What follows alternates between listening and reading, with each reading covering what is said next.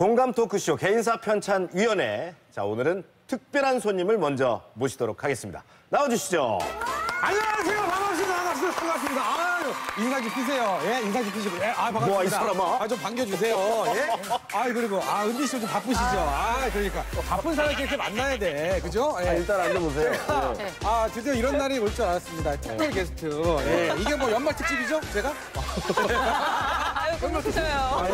일단 인사부터 좀 해주시고. 일단 올 연말을 이렇게 끝내는 자리에 이렇게 네. 저를 특별 게스트로 초대해서 너무너무 감사드립니다. 저는 여러분도 알고 계시죠? MBC 신인 개그맨 한재진입니다. 22년 됐고요. 22년. 그동안 전주 MBC에서 많은 사랑을 해주셨습니다. 사실 이 자리가 청문회 자리입니다. 그렇습니까? 저 속인 지난 겁니까? 한 주 방송 나가고 나서 분위기가 지금 안 좋습니다. 평소에 한재진 씨답지 않은 모습을 보였다. 너무 긴장했다. 사실 그날 녹화 시간도 한재진 씨 NG 때문에 굉장히 길어졌다. 여러 가지 문제들이 아는 거 아닌가요? 여러 가지 문제들이 한꺼번에 터지면서 이거는 한재진 씨를 모셔놓고 얘기를 한번 더 해보자. 저는 그래도 두 번 다시 못 뵐 줄 알았는데. 저 사실 반성을 많이 했어요. 그리고 이제 파워 끝나고 다시 모이기로 했잖아요. 혹시 나만 빼고 연락할까봐 매일 제가 휴대폰 보고 노심초사했습니다. 근데 그거는 진짜로 약속드리는데 저희가 따로 카톡방을 따로 만들긴 했으나 만나진 않았어요. 만들기까지는 했구나. 만들긴 했으나 만나진 않았어요. 그래서 얘를 어떻게 할까? 이 개인사 편찬위원회 누가 되지 않는 그런 사람이 되도록 하겠습니다. 네, 앞으로의 활약을 좀 기대를 해보고요. 저희도 열심히 응원하도록 하겠습니다. 긴장 푸시고. 긴장 풀까요? 아까 너무 긴장하셔가지고 막 야외 토너로 이렇게 하시니까. 그래요? 아우, 밉상. 밉상.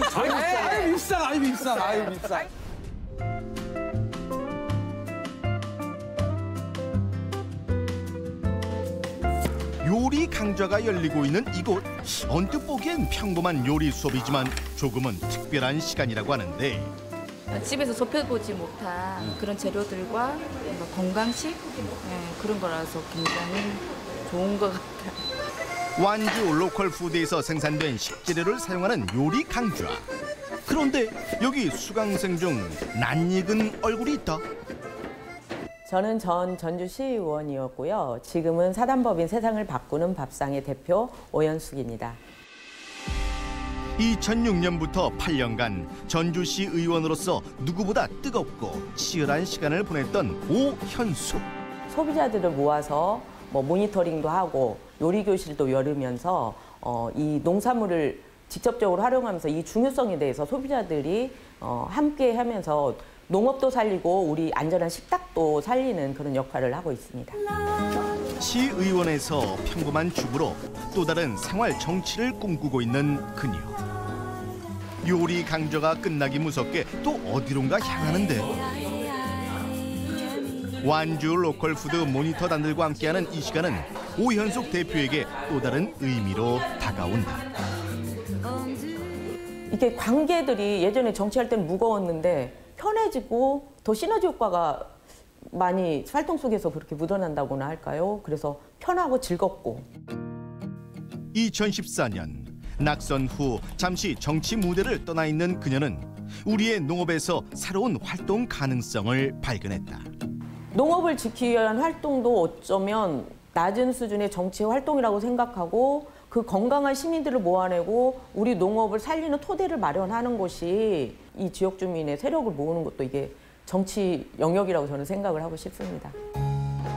완주 지역 농산물로 음식을 차려내는 이 식당은 입소문을 타고 소비자들로부터 좋은 반응을 얻고 있다. Made by farmers, local farmers, I think it is the best thing. If farmer can't do this kind of thing, I think that we must help them by coming here and take our lunch. 오현숙 대표는 주부로서, 소비자로서 일상생활과 정치를 접목한 생활정치 레시피를 연구 중이다. 소비자로서의 고민을 할 수 있는 시민들을 어떤 매개를 통해서 모아내야죠. 그래서 그런 사업들을 기획하고 농업을 살리는 것이 얼마나 중요한지를 좀 소비자들이 알게 하는 게 목표입니다. 사람들 속에서 사람들과 부대끼며 더 밝은 사회를 만들기 위해 노력하는 오현숙 대표. 그녀의 인생 이야기를 지금 시작한다.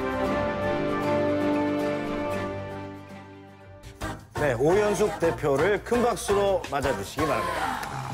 네, 오현숙 안녕하세요. 반갑습니다. 잘 오셨습니다. 잘 오셨습니다. 네. 사실 저희 전주MBC 방송국의 시사 프로그램에 패널로 토론하시러 오신 적은 있지만 이런 프로그램은 처음이시죠? 네, 이곳에는 어쨌든 재미있게 말을 해야 되고 아유, 떨립니다. 여기 재밌게 안 말. 그래요? 예. 재미는 저희가 다 알아서 하니까. 그냥 얘기만 해주시면 돼요. 네, 얼핏 생각해도 평소에는 이제 어떤 사안이나 안건을 놓고 거기에 대해서 얘기를 하지만 오늘은 네네. 지금 본인 얘기를 하는 거여서 조금은 쑥스러우실 수도 있겠다 하는 생각이 들어요. 하지만 편안하게 말씀 나눠주시면 좋겠습니다. 자, 한재진 위원, 프로필부터 소개 부탁드립니다. 알겠습니다. 이름 오현숙, 1969년 김제 출생. 고등학교를 졸업한 후 지금의 남편과 쑥 결혼. 21살에 전업주부의 길로 쑥 들어서게 됩니다. 2003년 남편의 권유와 추천으로 민주노동당 총무국장으로 쑥 취직하여 그때부터 정치와 인연을 맺게 됩니다. 본격적인 정치 무대에 들어선 건 2006년 민주노동당 비례의원으로 선출되면서부터 2010년에는 전주시 덕진동 호성동 시의원으로 선출되어 주민들의 손과 발이 되어 열심히 뛰기 시작합니다. 2014년 낙선의 고배를 마신 뒤에는 정치인이 아닌 자연인 오현숙으로 그 활동 반경을 쑥쑥쑥 오현숙 쑥쑥쑥 넓혀가고 있습니다. 정치인 시의원이라는 직함보다는 언니 누나라는 이름이 왠지 더 친근하게 잘 어울리는 홀라 춤을 춘다 오현숙 당신을 환영합니다. 네, 고맙습니다. 환영합니다. 손이 좀 없네요. 내용이 들어와야 되는데. 쏙쏙쏙밖에 기억이 안 나와요. 뭐라고 하는지. 쑥쑥쑥. 쑥쑥쑥 할 때마다 정말 우리가 쑥스러워가지고. 아니 저 전화가 와서 재밌게 소개하라고 그래서 예. 큰 지점만 얘기를 해드렸는데 소감이 어떠세요? 제가 이렇게 주인공으로 소개받는다는 것이 좀 영광스럽기도 하고 또 재밌게 소개해 주시니까 저도 즐겁네요. 네. 현재 사단법인 세상을 바꾸는 밥상 대표로 계시는데 여기가 뭘 하는 곳인가요? 완주 로컬푸드 직매장이 6개 있거든요. 네. 근데 그 6개를 직매장을 이용하는 소비자가 6만 7만이라고 해요. 네. 근데 소비자들을 모으는 단체가 없어서 네. 소비자들을 함께 모아서 농업을 같이 살리자는 의미의 소비자 단체입니다. 그러면 직접 요리도 하시나요? 그러니까 그 소비자 단체에서 프로그램으로 요리도 하고 네. 뭐 이렇게 바느질도 하고 여성 소비자들 모을 수 있는 다양한 주제들을 소비자들 모으고 있죠. 계속 네. 이렇게 진행을 하시고요. 이제 본격적으로 좀 얘기를 나눠보자. 하나하나. 네, 본격적으로. 광고부터 살펴보겠습니다. 네. 예.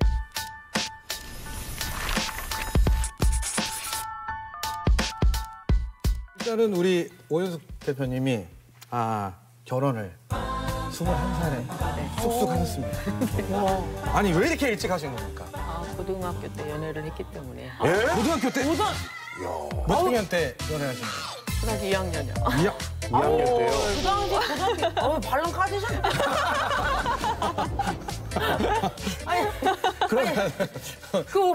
그러면 오빠분이랑 아니면 친구?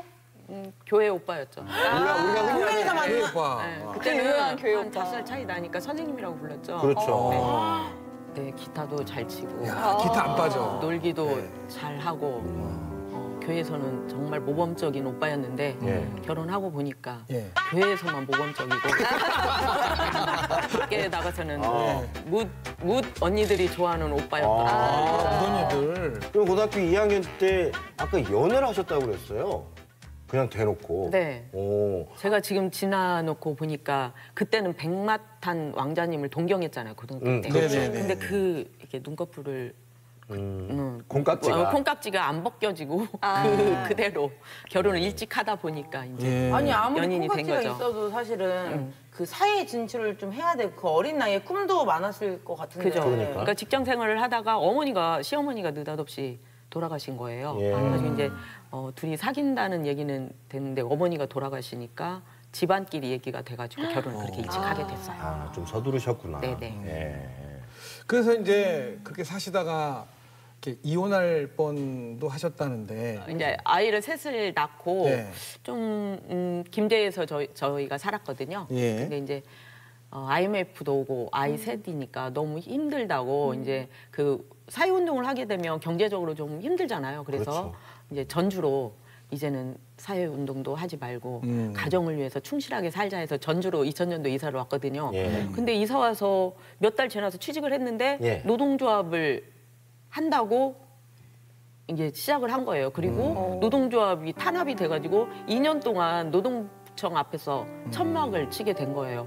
그래가지고 제가 그 배신감에 그리고 아이들을 데리고 살아야 되는 그것 때문에 이혼하자고 막 좀 그랬죠. 그러니까 사실 이제 멋지게 보였던 교회 오빠의 모습으로 출발을 했지만 사실 현실적인 거잖아요. 부부 맞아요. 생활이라고 하는 네네. 것이.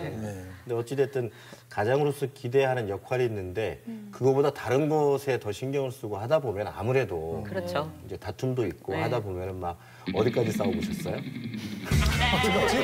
지금 나오는 거예요? 아 저는 굉장히 너무 차이가 그때는 5살 지금은 별 차이가 안 나는데 그때는 5살 차이가 많다고 그래가지고 그리고 선생님이잖아요, 굉장히 첫 호칭이. 어려웠어요. 그래서 제가 일방적으로 당했다고나 할까. 네. 근데 그 당시에 그러면 남편분을 굉장히 좀 많이 원망도 네, 했을 것 원망을 같은데. 했었죠. 그리고 솔직히 아이들을 키워야 되고 경제적인 생활은 돼야 되는데 그렇죠. 그걸 좀 이렇게 외면한다는 게 그 서운함도 있고 네.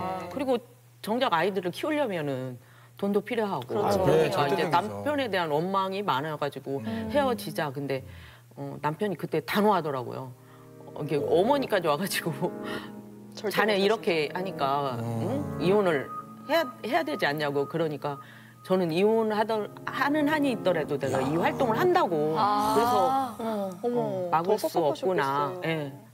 그런 말씀 들으시고 나서 그냥 이혼을 그러면은 접어야겠다라고 생각을 하신 거예요? 아니요. 그 여자들은 가장 처음 저를 생각하는 것보다는 아이들을 생각하게 되잖아요. 그러니까 아이가 셋이다 보니까 아이들을 위해서는 이혼하는 선택보다는 함께 사는 선택이 옳겠다 해가지고 그냥 그런 거죠. 그래도 큰 고비시잖아요. 네네. 그 고비를 넘기셨는데 오히려 2003년에는 민주노동당 총무국장으로 네. 일을 하시게 돼요.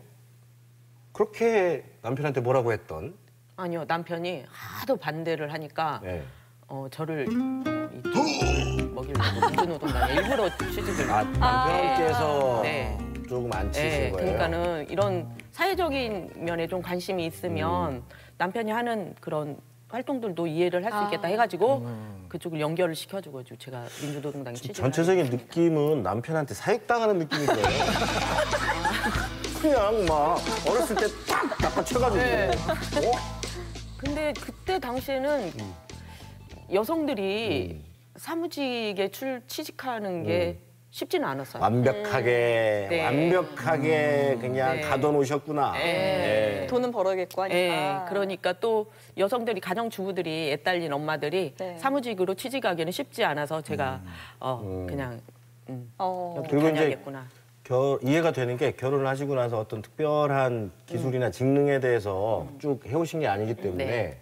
어디 가서 몸 쓰는 일을 하기도 그렇고 그렇죠. 일단은 좀 사무실에 앉아서 하는 일이라고 하니까 그래도 그럼 한번 해볼만 하겠다. 몸쓰는 일을 많이 했죠. 어떤 그러니까 뭐 옷 판매도 해보고 실제로? 공장에 가서 일도 해보고 그래가지고 그런 일들을 하다 보니 식당에서 일도 해보고 그랬는데 이쪽 사무직이 그래도 아이들 키우고 제가 일을 하는 데는 그래도 낫겠구나 해서 뭐 선택의 여지가 없었죠. 좋아했죠. 네, 선택지가 사실은 네, 없었죠. 그렇게 해서 시작을 해보니 이 총무국장 자리가 그렇게 만만한 자리는 아니었을 것 같아요. 그러니까 저는 원래 그 사무직을 했을 때 아무런 준비가 되지 않았어요. 오히려 한글이나 뭐 엑셀이나 실제적으로 그 사무를 보면서 그렇게 했었고요.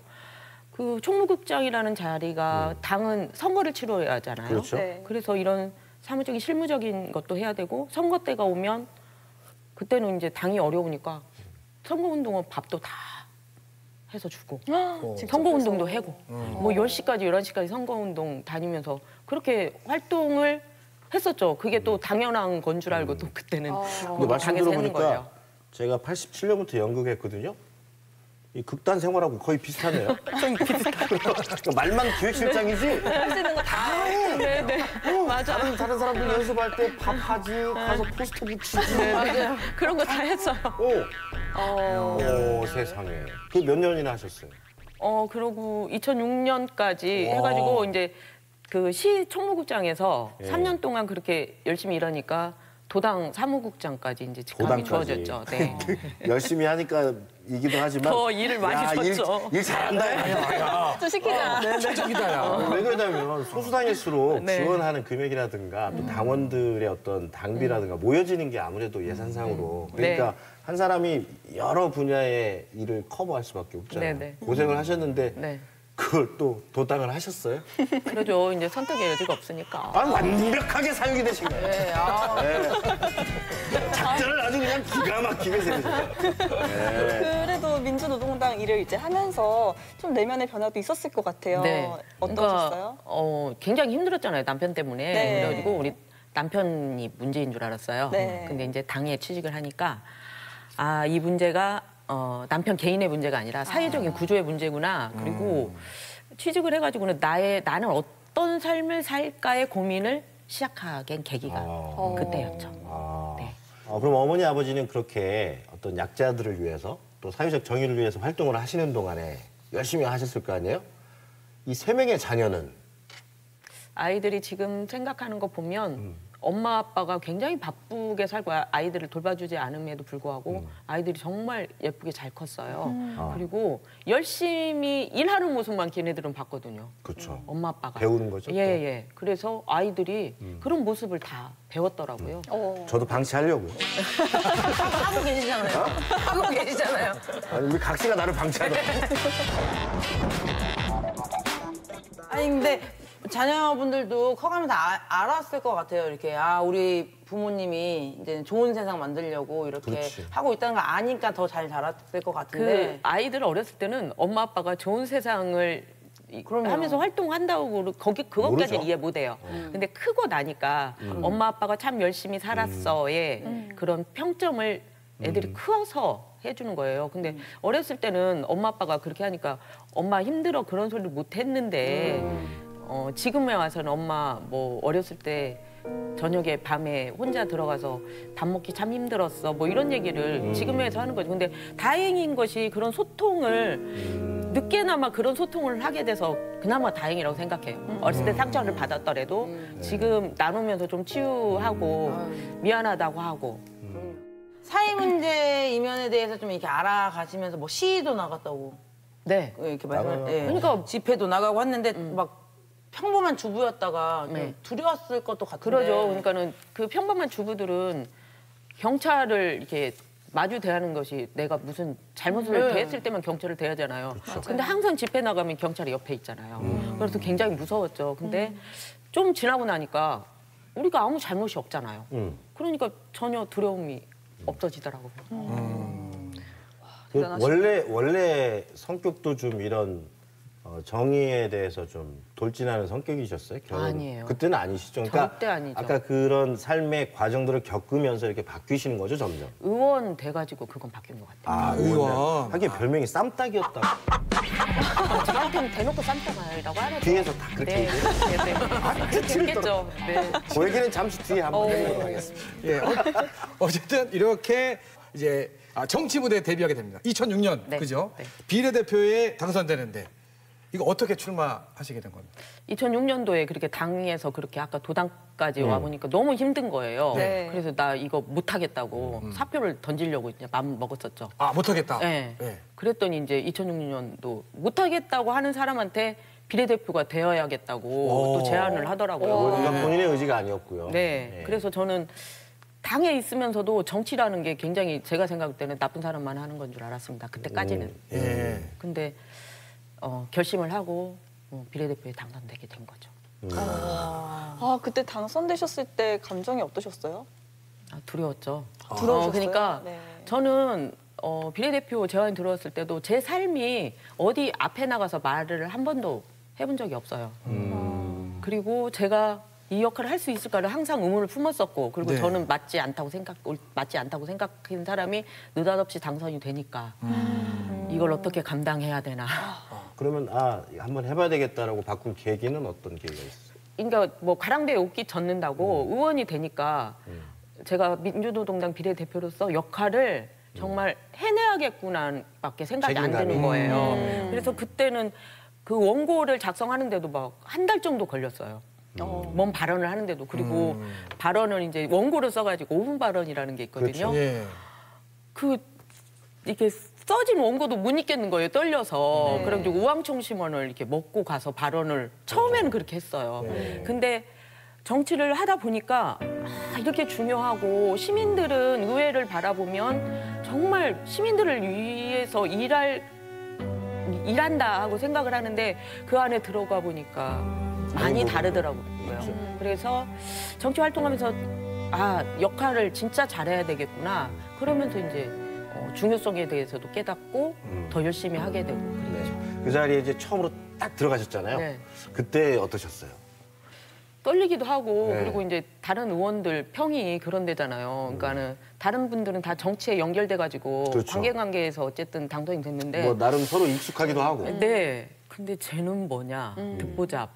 전혀 이력을 어디서 뭐 들을 수도 없고 듣보잡인 내가 와가지고 굉장히 이렇게 지켜보고 있었고 그냥 평범한. 좀 외톨이 같은 느낌이 드셨겠어요? 처음에는 안 그랬죠. 근데 의정 활동하면 할수록 외톨이인 거죠. 하면 할수록.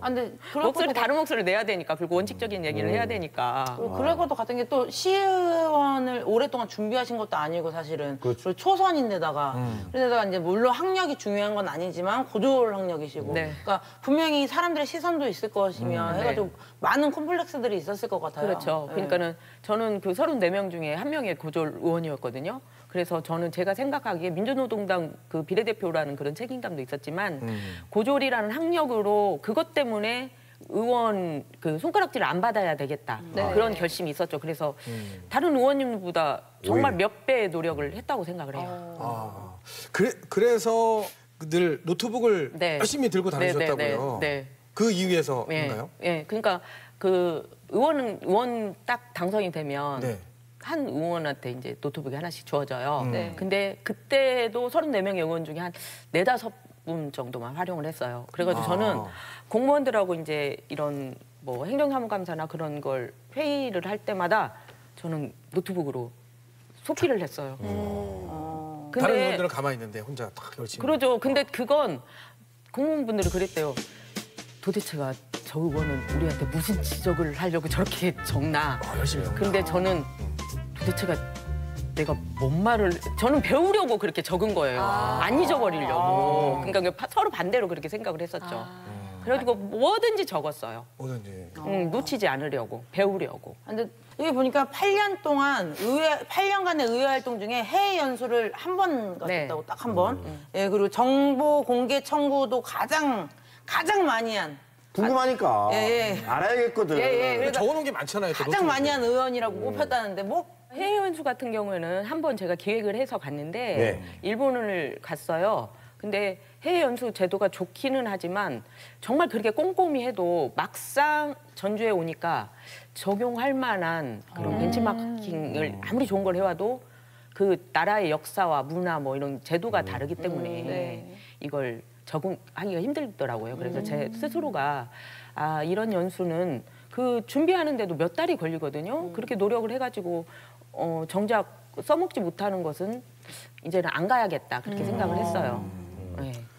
자, 정보 공개 청구도 아까 제일 많이 했다. 정보 공개 청구는 이제 문제점이 의문이 들잖아요. 네. 그러면은 의회는 공문을 통해 가지고 자료를 요청하게 돼 있어요. 도장을 찍어가지고 그러면 3일 안에 자료를 제출하게 돼 있거든요.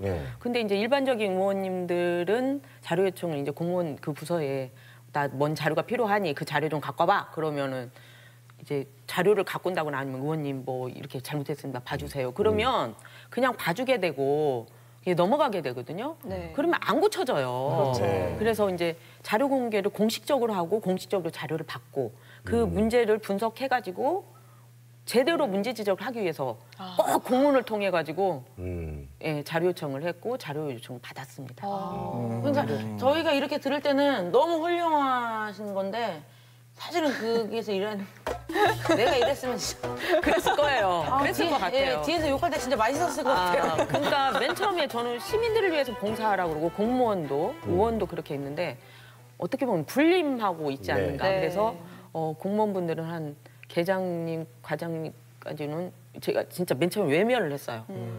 저기 자리까지 올라가면은 시민들을 봉사하는 자리가 아닐 거야 해가지고 그랬었죠. 그래서 오해도 많이 받으셨겠어요. 또 아까 뒤에서 욕을 했겠죠. 아까 같이 대놓고는 않고. 네. 근데 어찌됐든 우리 오현숙 전 의원 하면은 머릿속에 많은 분들이 기억하시는 게 아마 전주 시내버스 파업 관련한 일이었을 거예요.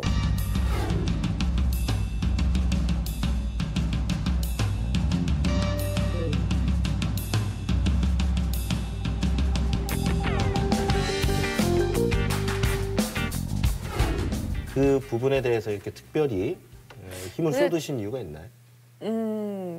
약자잖아요. 시민이고. 그리고 행정은 저는 공평해야 된다고 생각을 하거든요. 있는 사람이든 없는 사람이든 다 공평해야 된다고 생각하는데 버스의 문제는 약자를 어떻게 보면 이게 그 소외시킨 행정이라고 생각을 했어요. 약자의 편에서 그렇죠. 그러니까 저분들도 그 나섰던 분들은 800분이 맨 처음에는 넘었었는데 네. 그 가족들을 하면 몇천 분이잖아요. 전주 시민들이 몇천 명이 관련돼 있는 가족들만 해도 그렇게 했는데 저렇게 불법이라고 하고 약자를 갖다가 짓밟을 수 있는가에 대해서 의문을 갖고 그래서는 안 된다고 생각했기 때문에 끊임없이 매달렸던 것 같아요. 이 전주 시내버스 파업 문제의 근본 원인은 어디 있다고 보시나요?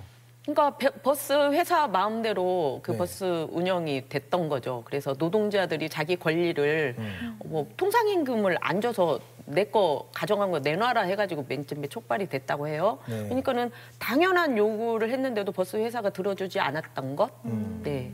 근데 그 과정을 겪으시면서 아쉬움도 좀 남으셨을 것 같아요. 그렇죠. 이제 지역의 정의가 아직은 좀 세우기에는 아직은 좀 힘이 붙이구나. 그래도 언젠가는 이런 동력들이 억울했던 동력들이 옳았던 거니까요. 네. 이게 바로 잡혀주면서 지역도 좀 그렇게 변화될 수 있는 동력들이 되지 않을까 싶었어요. 그 낙선했다는 그런 아쉬움이 가장 크시다고 하셨는데 그때도 근소한 차이로 네. 떨어지셨다고 들었어요. 260표 차이로. 260표. 정말 260은 머릿속에서 안 지워지는 거지. 네, 심정이 네. 진짜 막막할 것 같은데 어떠셨어요? 그리고 근데 이제 저는 이제 의정 활동한 그렇게 되지 않기 위해서 일반적으로 내가 의원이었을 때나 의원이 아닐 때나 동네 그냥 주민으로서 그냥 함께 어울리는 그런 사람이 돼야겠다 가지고 많이 노력을 했음에도 불구하고 조금 힘들긴 하더라고요. 선거 기간 동안에 주어진 그 선거 운동에 대해서 조금 소홀하지 않으셨나? 그럴 수밖에 없었죠. 그러니까 세월호가 터지고 나서는 다른 후보들은 선거를 나가는데 저는 선거운동을 할 수 없는 거예요. 그리고 나라가 이렇게 되고 아이들이 죽는데 정치가 뭔 역할을 할 거냐. 정치가 역할을 못 했잖아요. 내가 그러면 정치를 하는 게 맞아? 뭐 그런 고민이 들면서 스스로에게 미안해지고 활동하는 것 자체가 죄스럽고 그랬었죠. 그래서 활동을 못했던 거고 평상시에 열심히 하는 것은 그냥 잘 관심이 없다가 선거운동 기간만 되면 모든 유권자들이 정치의식이 굉장히 높아집니다. 그래서 그런 지점도 굉장히 힘든 지점이 하나더라고요. 근데 듣자 하니까 이제 뭐 다시 예전으로 돌아가더라도 나는 이렇게 할 거다 이렇게 말씀하셨다고. 네네. 정치인으로서 그렇게 하는 것이 역할이 맞기 때문에 지금 다시 정치인 돌아가도 조금 노련미 있게 했을 것 같아요. 예전에는 그냥 무조건 아니면 이렇게 표현 방식도 제가 봐도 좀 요즘은 화내면 듣지 않잖아요. 근데 이제 제가 화가 나니까 계속 화내는 모습을 보였더라고요. 근데 화가 나더라도 이걸 해결하기 위해서는 그냥 좋게 얘기하면서도 원칙을 제기할 수 있었는데 그때는 이제 그게 옳은 줄 알았거든요. 근데 지금 당선되면 그런 원칙이 가더라도 어떻게 보면 조금 포용성 있게 원칙 제기를 할 수 있지 않을까 그런 생각이 들어요. 그리고 이제 의회 무대에서 이제 내려오셨단 말이에요. 그러면 일상에서 가장 큰 변화가 있었다면 어떤 게 있을까요? 어떻게 보면 정보가 권력이더라고요. 그러니까는 의회 의원이었을 때는 내가 궁금하면 자료를 통해 가지고 다 검증을 해가지고 문제 제기를 할 수 있었는데 의원을 안 하고 이런 큰 이렇게 도당위원장을 역할을 하니까 이 지역에 국회의원도 없고 지역 뭐 도의원, 시의원도 없고 그러니까 정보에서 밀리는 거예요. 맞아요. 그래서 내가 이렇게 문제의식이 느껴지더라도 이 문제의식이 검증이 안 되니까 목소리를 낼 수가 없어요. 그래서 2년 동안 굉장히 힘든 기간을 거친 거예요. 그리고 답답하셨겠네. 네, 그러니까 그 높은 역할을 해야 되고 많은 역할을 해야 되는데 역할을 할 수가 없었죠. 그랬어요. 그래서 좀 내가 어떻게 살아야 될까 그런 고민도 한 그 기간이었죠. 아직도 대표님한테 민원이 좀 들어오는데요. 아, 가끔? 예. 어떤 민원이 들어오나요? 뭐 형편 조금 도움을 받으려면 어떻게 하냐고 그런 민원들도 있고 뭐 아파트 뭐 부실공사 그런 민원도 들어오고 근데 제가 듣기에는 다 가볼 때 가보시고 그렇게 이제 오시는 분들이거든요. 그러니까 제가 경험으로 봤을 때 그분들은 문제를 해결하는 것보다는 위로를 받고 싶으신 거예요. 그래서 정말 그 왜 힘든지 공감해주고 들어주고 그런 게 좀 더 소중하게 느껴지고 그분들도 그런 거에 좀 위로를 받고 그러니까 문제를 해결하면은 더 힘 있는 의원한테 가는데 왜 저한테까지 오겠어요? 근데 위로받고 싶어서 그래서 그 위로만 해줘도 고맙다고 문제는 해결 안 해주더라도 본인의 마음을 이해해주고 그런 것을 더 소중하게 여기시더라고요. 뭐 전국 단위로도 그렇지만 지역 안에서도 또 그 중심적인 당이 있고 지역 안에서 또 야당이 있고 그렇잖아요. 근데 사실 어찌됐건 간에 야당의 역할이라고 하는 것은 분명히 정해져 있지만 또 그 한계가 있는 거잖아요. 네. 시민을 위한 법이 조례잖아요. 네. 조례를 발의하려고 해도 7명의 뭐 동의가 필요하고 근데 제 의견에 동의해주는 분이 한 3명, 4명 해가지고 아무리 좋은 법을 발의하려고 해도 서명조차가 힘든 거예요. 그래서 저는 의원이었을 때 아, 조례 발의는 포기해야 되겠구나. 시민들을 위한 법을 만드는 건 아예 포기를 해야 되겠구나 하고 그러면서 저의 역할만 해야 되겠구나. 그래서 이제 그렇게 한 거고요. 정치인으로 하면은 정치가 왜곡돼 있기 때문에 제가 아무리 마음을 다해서 유권자분들한테 제 진정성을 다해서 시민들께 활동을 합니다. 그래도요, 너는 정치인이잖아. 그러면은 한마디로 정리가 돼요. 그래서 16년 동안 그런 정치인의 활동을 하니까 실제적으로 주민들과 밀착된 활동을 하고 싶고 외로우니까 소통하고 싶고 위로도 받고 싶고 그런 욕구가 있었어요. 그래서 막 그런 고민들을 하는 찰나에 이제 세상을 바꾸는 밥상을 만나게 된 거죠. 사실 그냥 언뜻 보면은 그 세상을 바꾸는 밥상이라는 곡과 정치랑은 전혀 관련이 없는 것 같거든요. 네. 근데 어떻게 그런 지역 농업에 관심을 갖게 되신 거예요? 그러니까는 저기 직매장이 완전 네. 로컬푸드 직매장이 6곳이 있어요. 네. 근데 제가 호정동 덕진동 의원인데 덕진동에 하가점이 있어요. 네. 그래가지고 하가점에서 모니터단을 모아가지고 매장 모니터를 하라고 해서 지역구 주민들을 한 10분 정도, 15분 정도 모아가지고 2년 동안 모니터를 했어요. 네. 근데 그 지역 주민들, 그 동네 언니들 아니면은 뭐 어머니 뻘 되시는 분들하고 직매장 모니터를 하니까 그냥 모니터만 하는 게 아니라 좀 삶을 나누는 거죠. 뭐 봄 되면 어디 꽃놀이 가고 가을 되면 뭐 단풍놀이 가면서 모니터 하면서 이렇게 삶을 나누는 그런 활동들을 하게 됐죠. 하고 2년 동안 그걸 하니까 그 소비자 운동이 필요하다는 것을 언제부터 계획을 하고 있었나 봐요. 그래서 아, 그 역할을 하는 게 정말 잘 어울리겠다 해가지고 저한테 좀 그 소비자 단체를 좀 맡아주면 좋겠다 해서 제가 그 역할을 맡게 됐어요. 아, 지금 뭔지 모르겠는데 박수 쳐야 될 것 같아요. 아니, 박수 치고 싶어요. 박수 치고 싶어요. 저는 별로 안 치고 싶어요. 실제로 그 세상 바꾸는 밥상의 일을 하시면서 여러 사례나 아까 바뀐다고 하셨잖아요. 네. 예를 좀 들어주실 수 있어요? 저기 농산물은 공산품이 아니거든요. 네. 근데 되게 이제 우리는 마트에서 그냥 그러죠. 마트에 가면 오이 하나도 몇 센치에 뭐 두께가 얼마, 고추 안에도 반듯하고 맞아요. 공산품처럼 규격화가 돼요. 맞아요. 근데 농산물은 그렇게 규격화를 하려면 더 뭐 농약을 뭐 친다든지 그런 게 들어가거든요. 근데 일반적으로 그냥 대형마트에서 그렇게 치던 분들이 로컬푸드에는 농약을 이렇게 안전성을 검증되기 때문에 농약도 안 치고 뭐 제초제도 안 치고 그런 농산물이니까 구부러진 거, 뭐 그렇죠. 작은 거, 큰 거. 공산품이 일률적으로 그 농산품은 나올 수가 없어요. 근데 맨 처음에는 그 모니터던 분들이 대형마트에서 장 보던 시각으로 오이가 구부러졌어요. 불량이에요. 뭐. 네. 아, 기준이. 계속, 네, 기준을 그렇게 된 거죠. 근데 지금은 그냥 구부러진 것도 다 홍보하고 이게 좋은 농산물이라고 그런 눈들을 갖게 된 거죠. 네. 그래서 사실 밥상이 중요하잖아요. 네. 밥상이 왜 중요합니까? 먹방이 유행이잖아요. 네. 먹방. 네. 그런데 거기에는 상차림만 있어요. 맛난 음식만 있어요. 근데 밥상이라고 하는 것은 과정이 필요하거든요. 내가 김치 하나를 담그려고 해도 배추가 어떻게 농사가 지어서 이 김치를 담는데 고추가 어떻게 재배되고 여기 양념이 어떻게 재배되고 누가 농사를 짓고 내 식탁까지 오르는데 나는 얼만큼의 비용을 지불해야 되고 이 과정이 필요한 것을 찬을 차리는 게 저는 밥상의 올바른 의미라고 생각을 해요. 그래서 올바른 밥상, 건강한 밥상을 챙기는 게 그 과정들을 아는 게 중요하다. 그래서 이 로컬 푸드는 추구하는 게 소농, 고령농, 가정농, 그러니까 조그마한 텃밭에 요즘은 대기업 뭐 콩이면 콩, 뭐 쌀이면 쌀 이렇게 그렇게 획일적으로 가는 거잖아요. 근데 그 조그마한 텃밭에 한 뭐 60개, 70개 농사를 짓는 거예요.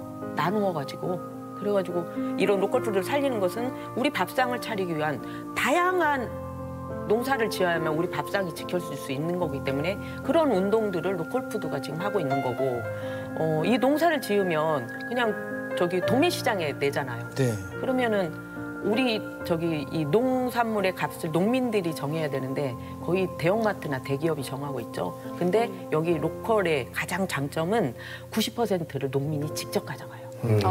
그래서 지역 경제도 살리고 건강한 먹을거리도 소비자는 먹고 그래서 이걸 정말 지켜야만 우리 소비자도 살고 농민도 살고 지역도 살고 우리 농업도 산다. 네.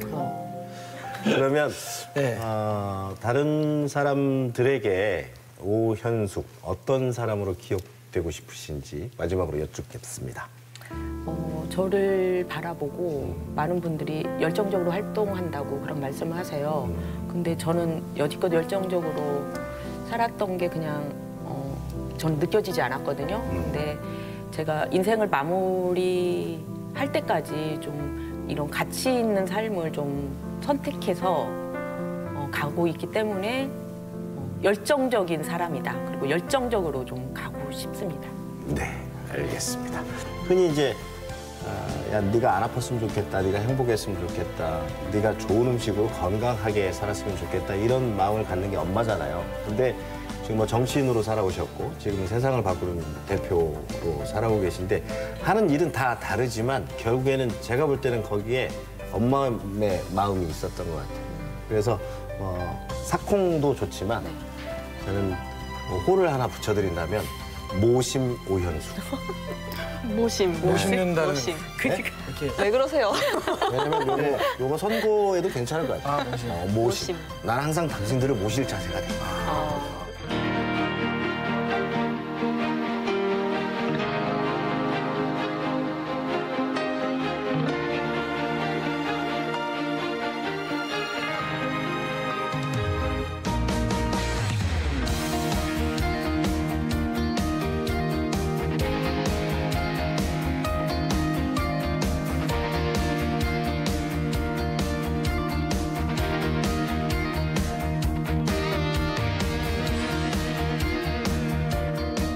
열심히 애써서 일하시는 우리 오현숙 대표님 앞으로 지역 발전을 위해서 그만 좀 드시고요. 지역 발전을 위해서 많이 애써주시고요. 쑥쑥 예, 우리 지역을 지어주시기 바라겠습니다. 쑥쑥쑥쑥 오연쑥! 네.